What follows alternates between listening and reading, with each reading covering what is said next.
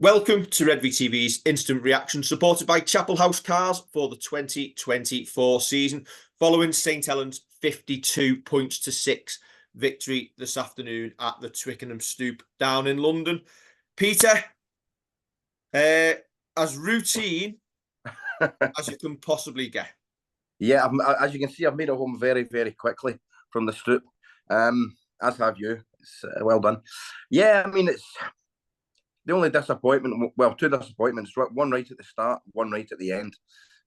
Obviously losing Tommy Mack to injury, and then conceding a try right at the end. Maybe sounds a bit churlish for one we've had a plus 46 points difference, but you know, every wee point counts. You know, the only thing Moses and Bai did wrong all day, as you say, absolutely routine. I think we almost played within ourselves and then just up the ante for a couple of spells of maybe 10, 15 minutes where we cut through them at will. Obviously, you've got to take the opposition into account, but you can only beat what's put in front of you. Other teams have struggled a little bit more against them, so more than happy with the victory, all things taken into account. Yeah, me and Kev were talking on the preview show about the lineup we thought we'd go with. And obviously, given we had the week off last week, we've got a tough game coming up against Salford next week before another week off. Wello just went pretty much full strength from what he had available. Yeah, I think that was the right call. Absolutely. Totally agree with you guys. Obviously, you're going to get the odd person saying, well, you've gone full strength and Tommy Mack's come away with an injury from it, but you can't go into games thinking like that, can you? It was an innocuous tackle, and it can happen to anyone at any time. But is Wonga Blake, when he gets moved to that right side, more potent? We're leading us down a kind of a route we don't want to go down. Tommy Mack, obviously, he's had the longevity, he's had the success. I prefer the team with both of them in it, is my answer. But in terms of Wonga Blake himself, he is more than doing enough right now to earn a new contract. Played really, really well in attack and in defence. Give him credit for that as well. Did some good defensive stuff as well. Not so sure about the tap down to Jack on his line, but we'll let him off with that one. But no, listen, losing Tommy wasn't great. But as you say, if you worry about everything, you'd never get out of bed in the morning. You know, we're right to play the full strength team. But a week off last week after Salford, another week off, so it's 2 weeks back to back. Try and get 2 wins. Next week will be tough. Salford had a good win on Friday night, and they beat us obviously early in the season as well. So it won't be easy. But yeah, I think please do not take me as this is suggesting that I would choose Blake over Makinson in the team. I want both of them in the team at this moment in time.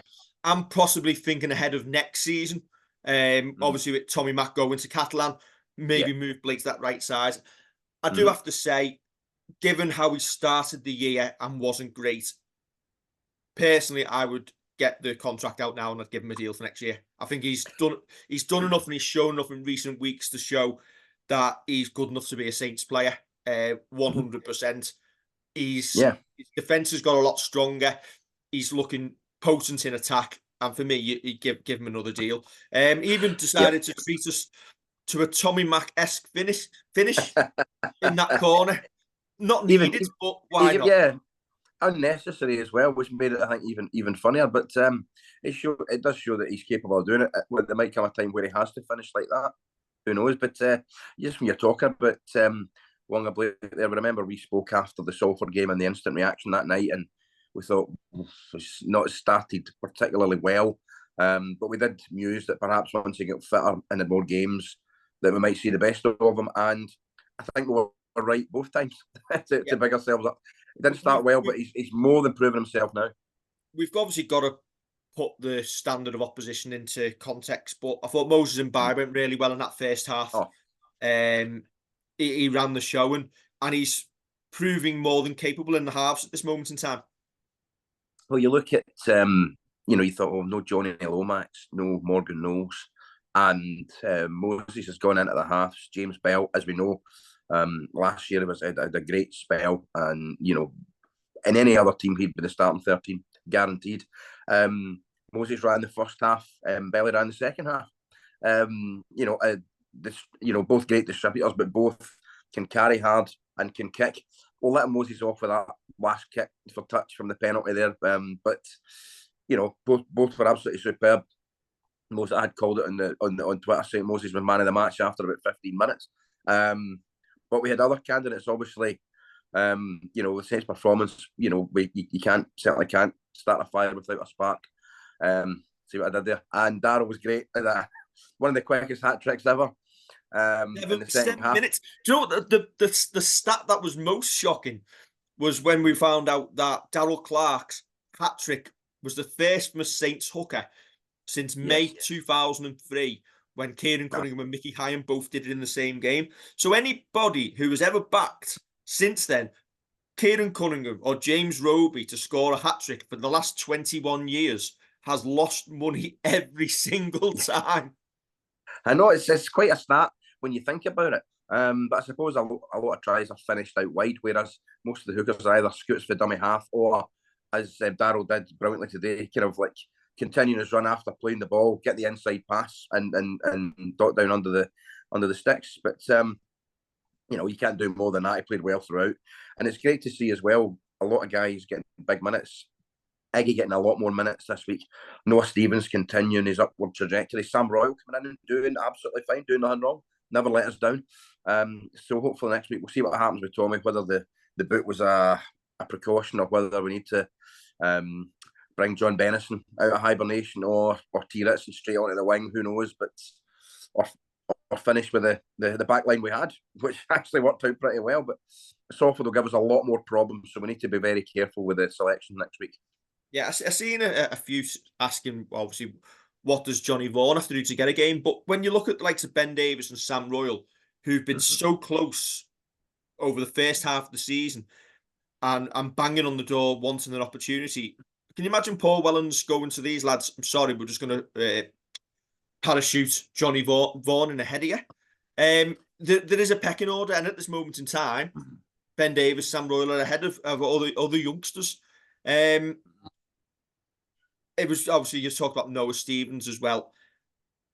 He skittles players. There was one from the kickoff of the second half, and he absolutely whacked 3 London players off the feet and carrying it in. And I think we've already seen enough from Noah to know that we've got our big man sorted for the next however many years. He's already shown enough in his first 4 or 5 games, and if he carries on the trajectory that he's on, he's going to be past the Saints forward line for many years to come, isn't he? Yeah, him and George Delaney certainly form a very, very good partnership there. And I love Big Moore running in. He's a kind of throwback prop. He's not going to have many offloads. He's just going to get the ball under his arm and just run big, run hard. He's old school, and you love it because he's not going to take a backward step. He's no respecter of opponents. Doesn't matter how big, how many international caps. He's no respecter of his own safety. Well, yes, Can you imagine what he's going to be? How big he's going to be when he grows up? Oh my goodness me! I don't know what it'd be worth actually trying to tackle him or trying to feed him for a week. He's a proper old school, big ugly prop, and I mean that as a huge compliment. You've got to love it. You know what I mean? He's, as I say, doesn't take a backward step. He'll run at anyone regardless of who they are. He'll hit them hard. He'll push them out the road. Big raps to Iggy as well for his tackle late in the match as well. When he could have been blown a bit, he properly ended that lad, and it was absolutely glorious. Yeah, Noah got a little bit of white line fever just before half time. Oh no! We all thought he'd scored, but obviously the ball carrying arm, it's the floor. Yeah, it's easy to say it's momentum and he bounces up, but he extends the arm, doesn't he? In terms of officiating today, given that we've won massively comfortably, it feels that any 70-80% decision that should go in Saints' favour just seems to go the other way. It was almost like pity calls because London are so far behind. There was a couple. I think the Percy's try that was disallowed. Kyle Amor called it perfectly on commentary. You know, where's James Bell the meant to London go? players have committed, haven't they? And Well, tackled James Bell. Well, that's it. I mean, it's a Bell. You know, Bell can't. He can't disappear. The London players, they can't disappear. You know, the video ref was only looking at tacklers who were perhaps affected rather than, you know, as you say, well, James Bell's ran straight. He's not changed his angle to block a London player. They've hit him as much as he's hit them. And they've just chose the wrong option. Yeah, and the one with Curtis Sirenen as well, where his arm slightly touched Kershaw's sleeve. To be fair, I actually thought that was the one that I thought was right. He has pulled the man back very slightly, but it stopped him picking the ball up. Obviously, it's a reaction after the touch. But there was one in the first half as well. It was Jack Wellesby's disallowed try. Now, it goes to the video ref. It's gone up as no try because Vela can't see it in the first place. So, again, it's that stupid rule where you've got to make a call. But we're watching the replays, and we see about 9 replays where the tip of the ball clearly touches the floor. And you've got Tom Grant, the video referee, saying, no, there's a hand underneath. There's a hand underneath the ball. And I'm watching it going, no, there isn't. What are you watching that I'm not? There's a hand underneath part of the ball, but there was another part of the ball that was actually on the ground. Yeah. Two things can certainly be right at once. Especially when they froze it. They froze it, and clearly the tip of the ball is on the grass. Well, that's it. I mean, I think we all understand why they brought in the referee making an on-field call, because it stopped referees making no decision. There was a game, I can't remember, it must be 10, 12 years ago. I'm not even sure when it was. Maybe it was. I remember it vividly. It's a Salford Wigan game. Phil Bentham was reffing, and there must have been about 15 decisions that night was sent up to the video referee, where it just sort of like did the kind of square in the air, and you know didn't make a decision, and you know so forces referees to go, I think that's a try, or I think that's no try, or whatever. I understand why it was done. But I think all they need to do is add a third option where they can say, I think it's a try, or I think it's no try, or listen, I didn't see that, I'm not sure. You make a decision. I think that's all they need to do. Add a third option. Used to be able to understand it when there wasn't a big screen at every game, because you could argue, well, if there wasn't a big screen there, you'd go with the referee's call. But now there's a screen and a video ref at every single game. For me, there is no need for a referee to make a decision or make a guess. Just send everything up as, is there a reason I can't give this try? Yeah, that's the thing. They do that, obviously, in union as well. Sometimes the referee makes a call, but sometimes they say, listen, I can't see, I couldn't see, I'm not sure, can you give a try? Or I think it's grounded, as you say, perfectly correctly. Any reason I can't award it. And then it's up to them to find a reason to not give it. But we're right. We're obviously having this argument after a healthy win rather than like a 2-point defeat, and it sounds like we're whinging. You can't say we're voting for the sake of the right time to do it. And on the game in general, I think it was quite nice to see London in their original kit, if you like, the kit they're famous for, playing at the ground, which everyone knows them playing at. I would like to see maybe, I know it was our biggest crowd, I wouldn't have minded seeing a few more home supporters there going to cheer them along. Perhaps they thought this kind of scoreline might happen, but it's a kind of a throwback to the Broncos, even when they were Quins as well for a short time. But I think if they showed a lot of heart, London, but I think they played far too much in the wrong areas, and we capitalised more than once during the match. Obviously, we've put 50 on the board.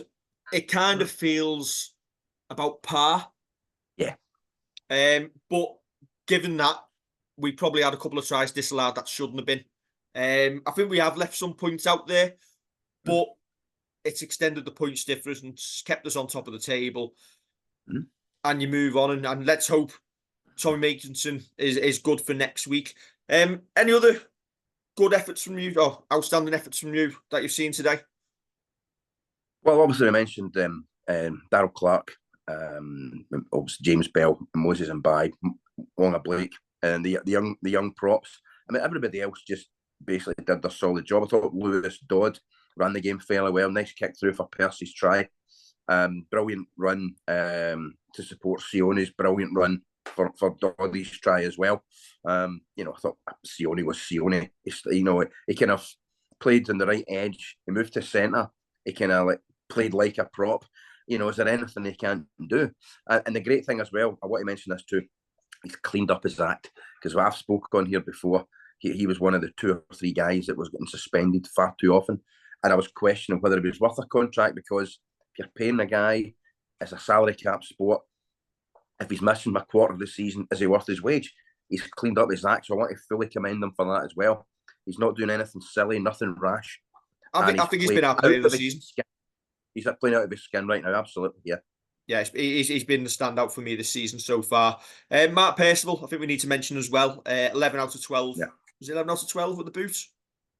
I think it was 7 out. Was it 8 out of 9? I think 8 out of 9. Yes, yeah. 8 out of 9. Sorry, I'm on to him, but yeah, and a few of them were out wide as well. Yeah, yes, and a few. Obviously, he was kicked well against Catalan, kicked fairly well against Cass and against Leeds as well. So he's finding his form with the boot. And again, he also shifted to the wing today as well. He still runs like an absolute maniac in contact. So it's great. It's great to see him back in form and staying fit. Touchwood, that'll continue as well. Yes. 1,200 Saints fans made the way down there this weekend. It looks like they've had a fine time in the sunshine.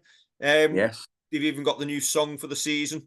I love Darryl that. Clark's new song. God bless our Man City supporting contingent, giving us the Phil Foden song.